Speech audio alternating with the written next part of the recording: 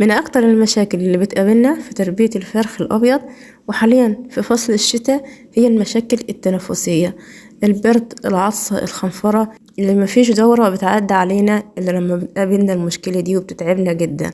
وعلى الرغم برضو إن إحنا بننزل أدوية إلا إن برضو العطسة اللي بتكون موجودة في الفراخ مش بتروح، الأدوية مش بتقضي عليها بشكل نهائي. طب عايزين تحلوا مشكلة البرد والعطسة عند الفراخ؟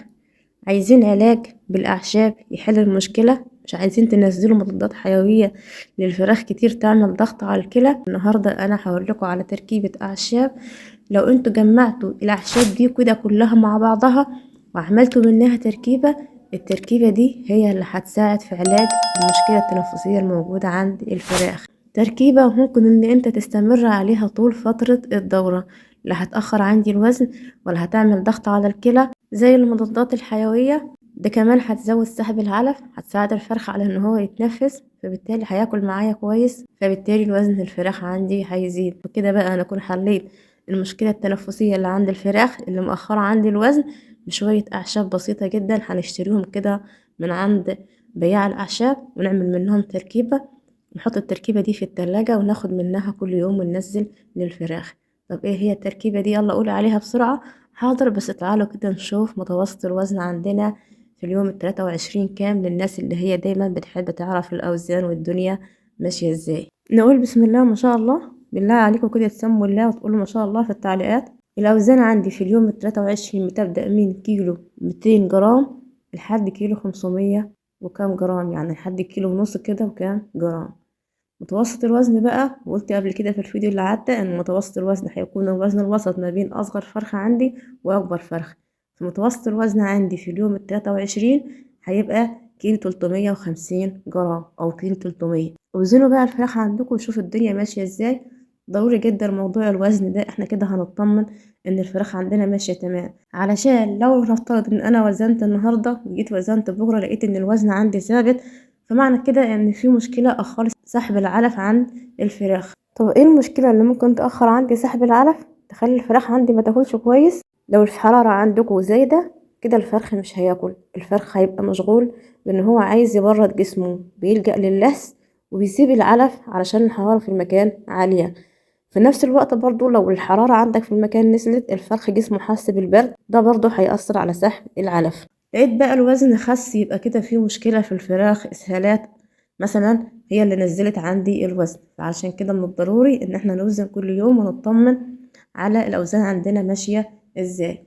طيب ان شاء الله تبقى الاوزان عندكم حلوة ان شاء الله، ربنا يبارك ليا وليكم جميعا. نيجي بقى لموضوع حلقتنا النهاردة، وهو تركيبة الأعشاب اللي هتريح عندي صدر الفرخ، اللي هتعالج عندي المشكلة التنفسية الموجودة في الفراخ.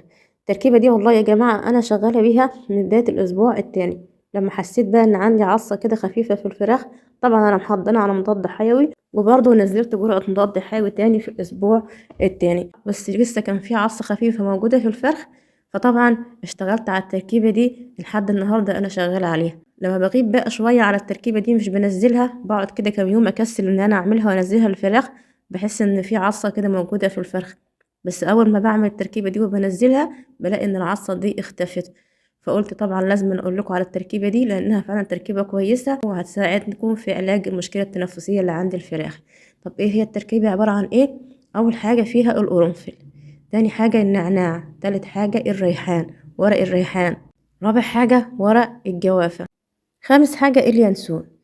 الأعشاب دول، الخمس أعشاب دول يتجابوا، هناخد مقدار، هنجيب 2 لتر مية أو لتر مية على حسب عدد الفراخ اللي عندكم، وهناخد مقدار معلقة من كل نوع، وهنضيفهم على المية المغلية، نسيبهم يغلوا على البوتاجاز لمدة 3 أو 4 5 دقايق، وبعد كده نسيبهم يبردوا. طبعا بيكون مغطئين الإناء اللي احنا بنغلي فيه التركيبة دي عشان الغازات الطيارة. وبعد كده بنسيب التركيبة دي كده تبرد ونركنها عندنا في التلاجة وناخد منها وننزل للفراخ. مقدار بقى اللي احنا هننزله دي أعشاب، يعني زيادة منها مش هتضر ولا حاجة. يعني احنا مثلا ممكن ناخد نص كوباية كده صغيرة على ال2 لتر مية وننزلهم. ممكن ان احنا ننزل السقوة دي كل يوم للفراخ، هتريح صدر الفرخ معانا. ده غير كمان ان هي مفيدة للجهاز المعوي والجهاز التنفسي. وعلشان ما ننساش كمان الأدوية البيطرية، احنا شغالين في الوقت الحالي على جرعة الكوليستيريديا والكوكسيديا التانية نزلتها من اليوم 21 وال22 وال23. النهاردة آخر يوم لينا في الجرعة.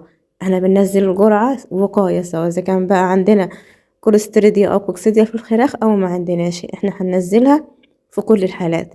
ده كان فيديو النهاردة، يا رب يكون عجبكم. لو عجبك الفيديو حط لايك، اكتب تعليق، صل على الرسول، اسأل أي سؤال، أنا برد على كل الأسئلة. ولو انتوا بقى أول مرة تزوروا قناتي، أول مرة تسمعوا فيديوهاتي، ياريت تعمل اشتراك في القناة، يشرفني ويسعدني وجودكم معايا في القناة، وتفعلوا زر الجرس عشان يوصلكم كل جديد أنا بنزله. وأشوفكم على خير في الفيديو الجاي.